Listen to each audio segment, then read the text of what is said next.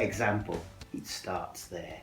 I think you represent Jesus through yourself and through your actions and through your interactions with people. And that makes them curious then about where this comes from. I don't think you have to be a used car salesman and be pushy and chase people. I think that people yearn for this because it's what they're missing in their lives, and seeing an example of it makes them be curious, makes them want to be part of it.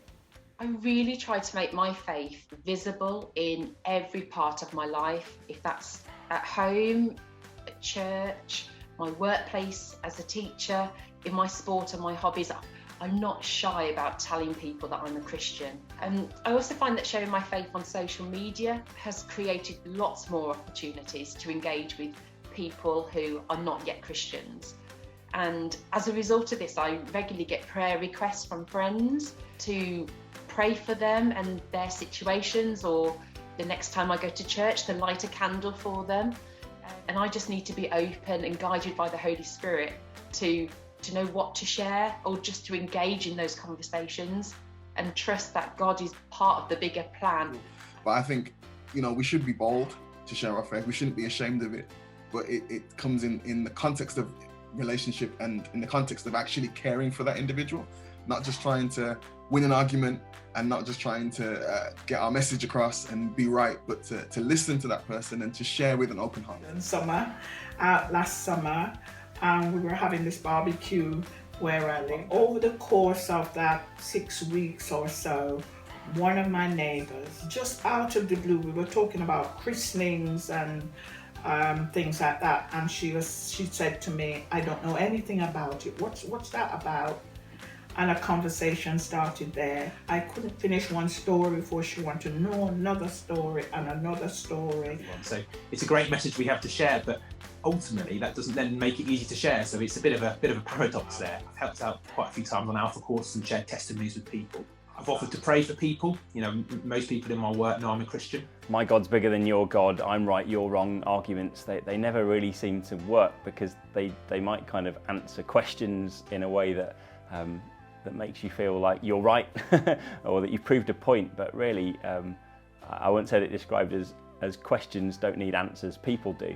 And actually when you get to the root, when you start thinking, where's this question coming from? What's the desire that this question's being asked from? That seems to be what people really need. And so only through getting to know people do we get to learn those things.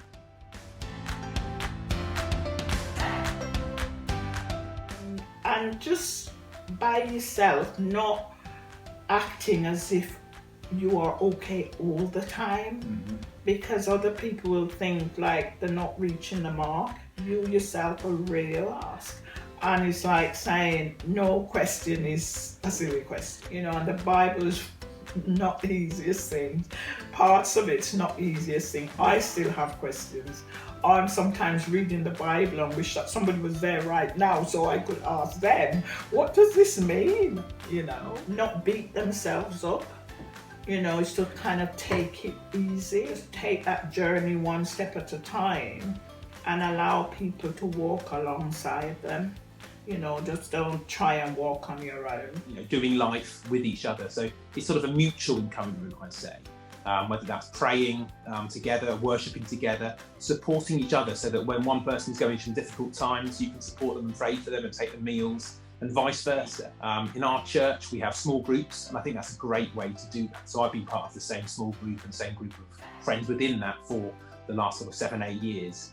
And we share a meal every week. Well, we did. But actually knowing each other's lives and knowing when each other are going through difficult times and being able to support each other at that, during those times and praying for each other is something that's really encouraging. God didn't mean us to do life alone. His discipleship, he called people into relationship. So it wasn't a case of, I'm teaching you what to do, but it was a case of follow me and see how I live. And then he empowered them for them to kind of go and do the same thing.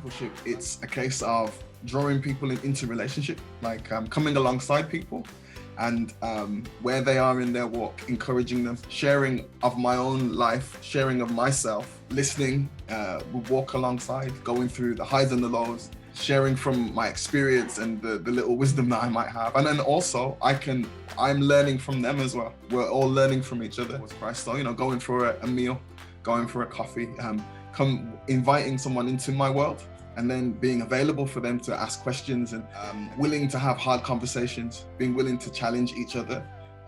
But it's all out of a place of love and relationship. But with my friends, we can just encourage each other in our discipleship, just talking honestly about the struggles that we're facing in life and also the joyful moments. I truly believe that it's the Holy Spirit that equips us all and enables us all to encourage each other in our discipleship. So I think being real, and the nuts and bolts of who you are, good or bad, he knows it already, but be honest, because there's a freedom in that. A freedom, because that's the starting point. I think that we get to know people by spending time with them, don't we? You know, I know you as much as I've spent time with you. I got to know my wife through spending lots of time with her, and I think that if we want to encourage people to get to know God and to walk with Him in everyday life, then encouraging them to spend time with Him is a great way of doing that. And whether that's through going to church or through quiet time or Bible study or hanging out with other people who are on the same journey, I think just encouraging them to spend time with Him is a good place to start.